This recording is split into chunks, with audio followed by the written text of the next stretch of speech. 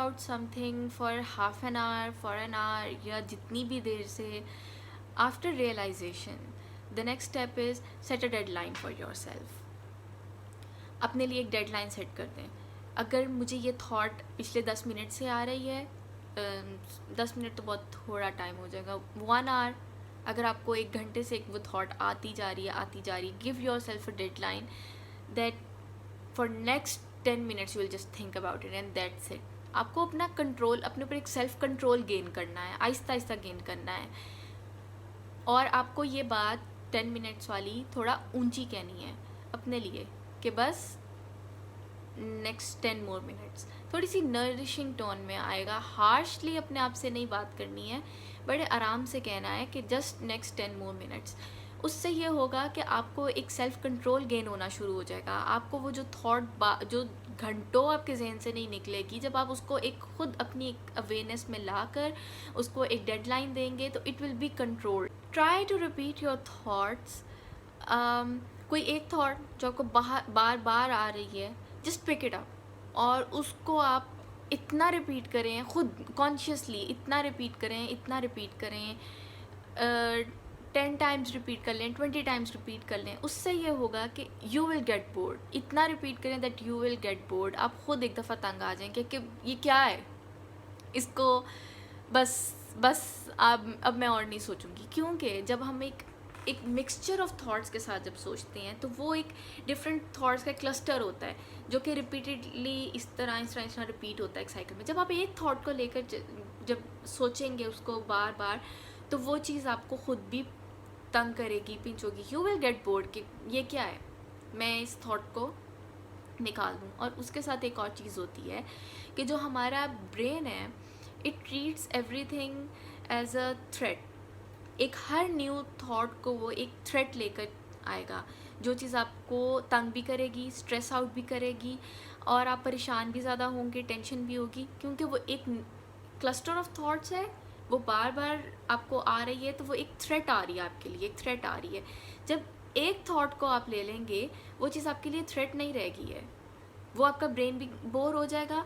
और जब वो आप उसको बार बार रिपीट करेंगे, एक इंडिपेंडेंट जो थॉट है आपके जहन में, वो चीज़ रिपीटेडली जब आएगी तो वो आपका ब्रेन उसको एज अ थ्रेट नहीं लेगा ना, आपको वो थ्रेट लगेगी. You will get bored. और जो आपका ब्रेन है वो भी एक आपको इंडिकेशन दे देगा कि this thought is not a threat. The next thing is shock your senses. जो हमारा थिंकिंग प्रोसेस है ना, it is a mental activity. जैसे हमारी एक फिज़िकल एक्टिविटी में जब हम एक्सरसाइज करते हैं तो that is a shock for our body.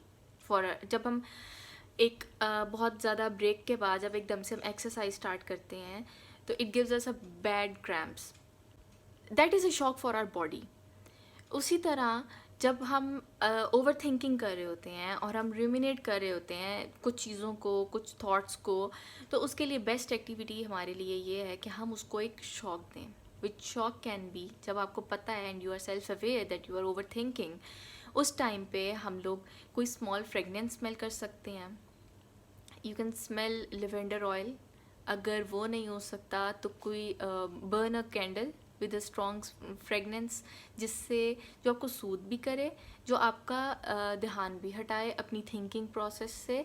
और दूसरी चीज़, एक रबर बैंड टेक्निक भी यूज़ हो सकती है. रबर बैंड टेक्निक क्या है कि आपने अपनी रिस्ट में रबर बैंड पहन लेना है, और जब भी आपको कोई ऐसी थॉट आए जिसको आप चाह रहे हैं कि मेरे जहन से कि निकल जाए, स्ट्रेच इट और ज़ोर से उसको छोड़ें. जब वो आपको एक पेन मिलेगा, जो पेन स्टिमुलस आएगा, उसके साथ आप अपनी थॉट प्रोसेस से छोड़ के आपका ध्यान अपने ऊपर आएगा फ़ौरन से. आपका ब्रेन आपको पेन की तरफ ले आएगा.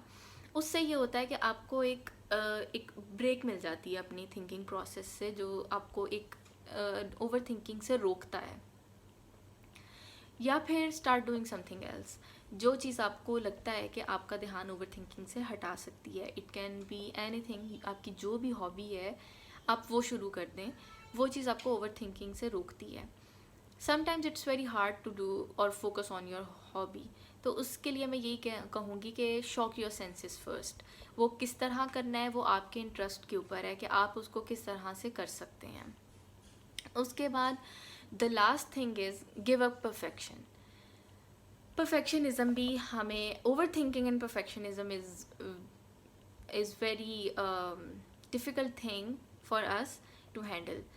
उसमें ये होता है कि जो perfectionism है वो हमें लेकर जाती है towards overthinking, और overthinking then again it creates anxiety or stress for us.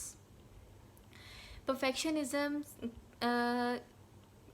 ये है कि if I'm going to end this chapter now and right now, और अगर ये एंड होगा भी चैप्टर तो it should be perfect without mistakes और anything. Give yourself a break. हर चीज़ को परफेक्ट होना ज़रूरी नहीं है. और अगर हमारा कोई गोल ऐसा है जो हमने सेट किया हुआ है and which is not achievable, और हम उसमें भी परफेक्शनिज्म में फोकस कर रहे हैं, परफेक्ट होना चाहिए, give yourself a break. Change your goal और cut it down in short pieces, या उसको इतना इस तरह से अपने डिज़ाइन कर लें कि it is easier for you to achieve. उससे ये होगा कि हमें ओवर थिंकिंग की तरफ नहीं लेके जाएगा, हमारे लिए it is easy to handle. Perfectionism से अपने आप को दूर कर लें. हर चीज़ को परफेक्ट होना ज़रूरी नहीं है. It can be dealt with. नहीं हो रहा perfect, it's okay, it's fine, move on, try something else. हो सकता है आप किसी और चीज़ में परफेक्ट हो.